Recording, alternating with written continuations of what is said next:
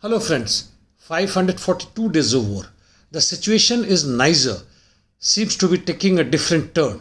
The chief of staffs of ECOWAS nations have agreed upon a date to invade Niger in case diplomatic offensive does not work.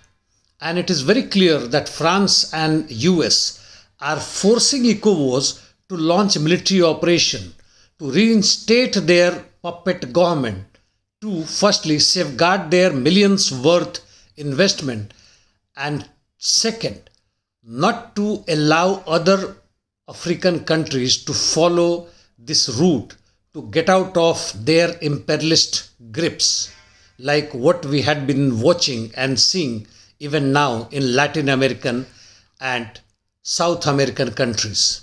On ground in south towards Zaporizhia front, in Orikho direction, Ukrainians are continuing their attack on north of Rabotino on Rabotino-Verbov line. The Ukrainians' attack in northeast outskirts and eastern part of Rabotino has yielded them some small gains. On Synkivka salient, Ukrainians are regrouping towards Urozhayne and Staromyorsk and continuing their attacks south of Urozhayne towards Zavitne Bazania. Videos from these areas have shown that 31 armored vehicles, including tanks, have been destroyed in Staromyorsk fight. The Ukrainians have incurred heavy losses. ISW says that Ukrainians are continuing their advancement towards southeast of Urozhayne and now controlling northern Rabotino. In east, Russian army repulsed 3 Ukrainian attacks near Avdiivka, Berestoy and Marinka, nothing special from Bakhmut. In north, Russians are continuing their attack from the eastern part of Synkivka and made some gains, and similar is towards Urozhayne direction, where Ukrainians did carry out counterattack but did not succeed. Russians have also moved towards Petropavlovka in Kupyansk direction.